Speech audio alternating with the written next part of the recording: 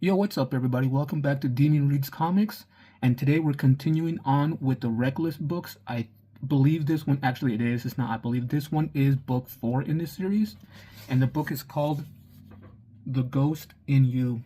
Like I said, it's a Reckless book, The Ghost in You, by Ed Brubaker and Sean Phillips, and I believe colors, like I've been saying the last couple times, by Jacob Phillips.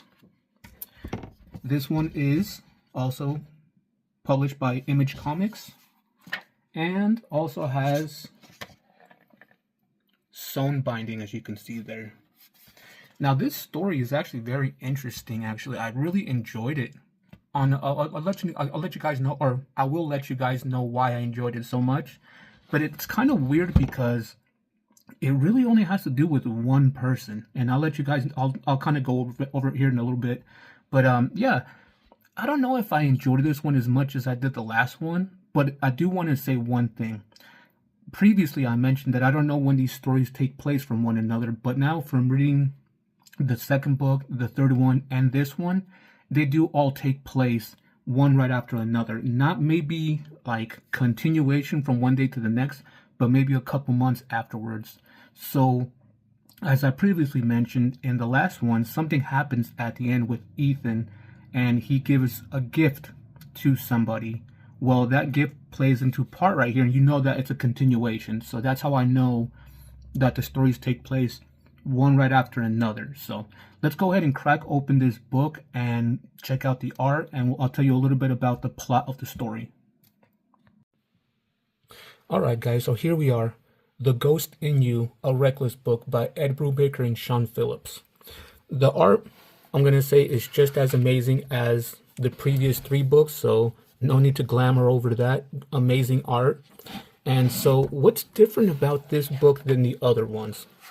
First and foremost, I do want to say it starts out like the first 3 books where something is happening and then it kind of goes back to earlier in the story to see how this person got here. What's interesting about this story isn't about Ethan Reckless. It's not, how he met Anna and things about her.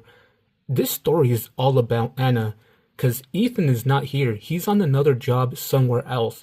So this whole story is only Anna. And I believe, if I'm not mistaken, in this, we find out her last name is Keller, Anna Keller. If that is that her mom kept her real last name. But yeah, in the story, we find out more about her mom, why Anna is the way she is. And so in the previous story, I thought something was going to happen because Ethan had said something in that, kind of pointing towards something was going to happen to Anna. And I thought this was the book. I thought she was going to die in this book. But no, it wasn't that. I was like relieved when I read it. So here we are, before that night, Anna is running the El Ricardo Theater now.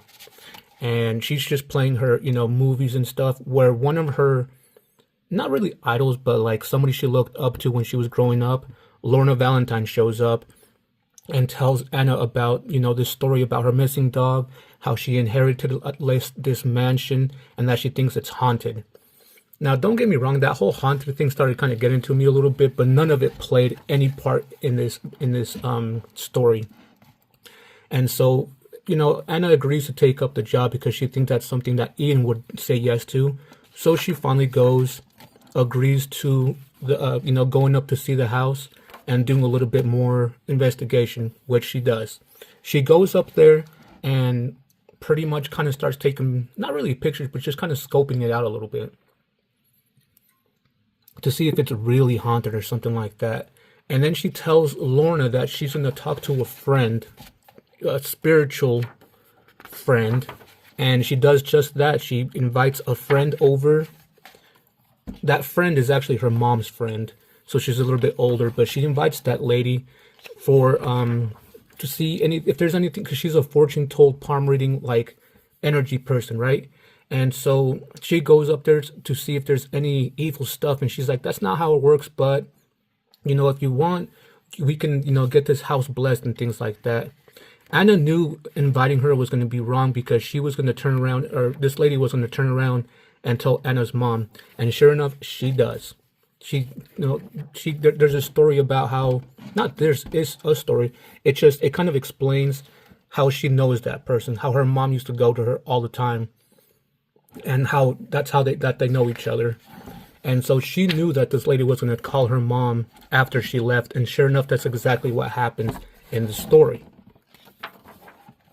And so after that lady left, Anna still goes around trying to find the dog, because her biggest, not really issue, but her biggest answer would be to find the dog and prove that there's no spiritual things going on, no ghost stuff going on with that haunted house. There's a lot of backstory into that haunted house, why it's haunted, what happened in that house that people made it seem haunted. So she tries kind of her best not to be in the house because it's creepy. So her best interest is to find the dog and show Lorna that it's not haunted, that the dog didn't just disappear.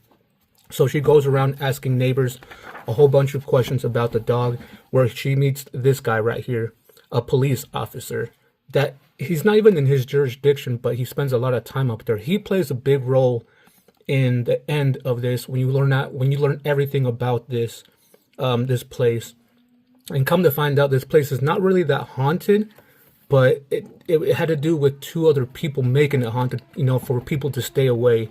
And like I said, most of this story, if I want to say 98% of it, it has nothing to do with Ethan Reckless. It's all about Anna Keller and her mom. This is her mom, a little bit of backstory about her mom, because she had mentioned it previously in the other books. And now you get to know more about her and why she is the way she is. This is her meeting her mom right here. And yeah, it's a whole bunch of her, if she should keep doing it. If not, she keeps thinking about it. She kind of spirals down a little bit like Ethan has done. But then she becomes clear on the matter of what happened with it. And there's a little bit of, what's weird is I didn't really like this story too much, in the sense that there was a little bit too much happening. Like the whole thing with her mom's boyfriend, her going and, following the mom's boyfriend, taking pictures. They could have done without that completely. And it would have been a better story, because now you're taking the aspect of a haunted house, a missing dog, that creep-looking officer, which is a real officer, and the backstory of the mansion, and then this. There was like too many little branches going off that if they would have took them out, it would have been a lot better for the story, in my opinion. But overall, the story in a nutshell, like I said, it pretty much has to do with Anna taking her own case and trying to find out what's going on with that house, which eventually she finds out. And there's not that much violence like there is in the last 3 books. There's no nudity in this one whatsoever, which was kind of a change of pace, because you kind of expected it in the last one. So in a nutshell, there's a big twist at the end. You find out exactly what's going on with that house, and eventually it gets torn down.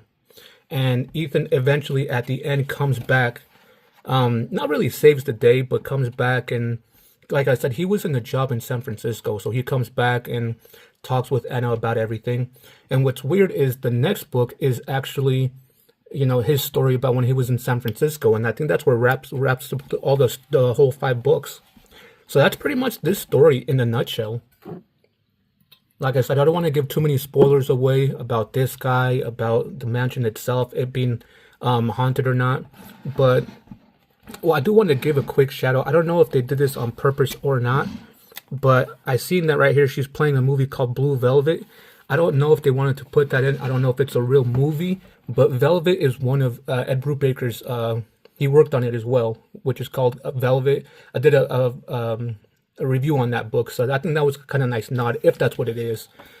But yeah, that's pretty much this story. Oh, actually, as a matter of fact, she meets up with her ex-boyfriend, the one that that Ethan Reckless told that he couldn't go back to the movie theater. So she does meet up with him eventually. And they don't make up, but she asks him for help, which was kind of nice. But yeah, that's pretty much the story of this. It wasn't as action-packed as the other ones. It was more of like a down-to-earth, simple private investigation, and you find out the clues and the little twist, and that was about it. And that's pretty much where it ended at. Ethan and Anna pretty much talking things out and being friends like they always have. And, going on to like I said, the next books could pretty much be Ethan's time in San Francisco. So I believe, see, because he's not in San Francisco and Anna is here, taking care of business at the El Ricardo movie theater, Anna's not going to even be in the second book. So I haven't read it. I haven't even cracked it open yet. So we'll see. But as you can see here at the back of the pages, Follow Me Down is going to be the next book. And I believe that's going to be the last one because I did crack open the back of this book, of the next book, and there's no next one after that. I think this is where the story completely ends for Ethan Reckless and Anna Keller. So hopefully we get to see more. And if not, I haven't finished the story, so I can't say I'm fine with the way it ended. So we'll see how it completely ends. So for now, I like that Anna got her own story, her own private investigating book. It was really nice. It was a little change of pace, so I do give it that, but it wasn't what I was expecting, and I don't know if I really enjoyed it as much as I did the third book. Again, I went over these in my last video of which ones I've read, and I did these ones as well. These are the first three books, obviously: Reckless, Friend of the Devil, Destroy All Monsters. This one, Destroy All Monsters, oof, I very thoroughly enjoyed it. One of the top tier books I've read in the Reckless story. Anna being finally, with Ethan and Anna kind of having kind of having an argument and being mad at each other, them making up, and kind of more the backstory of Anna, and this one being like an actual story of just Anna herself. I enjoyed, I guess you can say I enjoyed the story of all of them together so far, but not enough so I can change my rating on them, which I'll talk about here in a little bit. But yeah, that was pretty much the story of it. And then here's the biographies of the the three people that made the book. So, and that's it. That's pretty much the story of this book. So we're gonna go ahead and do the last part of this, and what I think about the book overall, what I think about the 5 books or the 4 books so far in general, and give it a rating.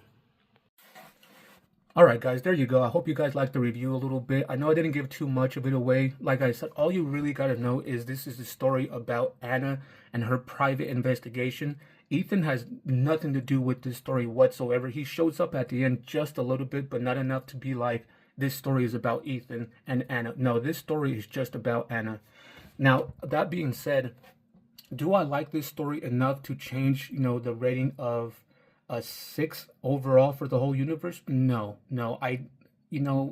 I'm sorry. I think I moved it up to like a 7, but no, overall, I did enjoy this story because it was just about Anna and a little bit more of her backstory, but I didn't really like how they kind of went around doing this one, because there was really no action to it. It was really just like some Scooby-Doo finding clues type of thing, and that was it. A little bit, a hint of action and no nudity, nothing like that, like you've seen in the previous 3. So it wasn't enough for me to be like, oh, I'm really invested in it. I did enjoy the story. I love the artwork. I praise Ed Brubaker and Sean Phillips working together all the time. I can't wait to read more of their stuff, but this book just didn't, I'm not going to say it didn't do it for me. It just didn't pull me in as much as it did the other ones. I enjoyed it, but it wasn't enough to be like, oh, I'm so invested in it. Like, I found myself at the end just trying to finish it just to finish it. And that was just my point of view on it. So overall, I'm giving this book a 6. And with that being said, the rest of the 3 books, and including this one, the whole universe of the Reckless, I think I'm going to give it about a 7. Still not enough to hold on to any of the books.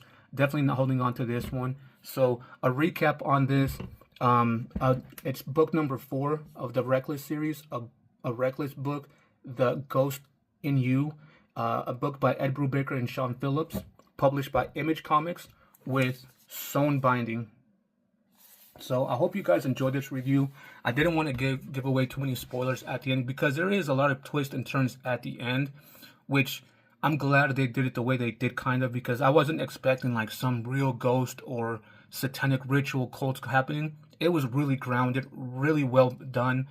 It didn't pull me in like the other ones did so far, where like there was action sequences, which you were expecting that, because you see this picture right here, and you think things are going to happen, but it wasn't like that. It's just kind of backstories of the mansion, and pretty much Anna trying to figure out what was happening, and that's it. So it wasn't really for me. I enjoyed it, but not enough to be like, oh, this story was great. So just my opinion. If you guys have any recommendations of other books you guys would like me to read, let me know. I'm more than welcome to look into them. If you guys haven't done so, leave a comment on if you guys read this story or not, the series of the book so far. Leave a like. It really helps build my channel.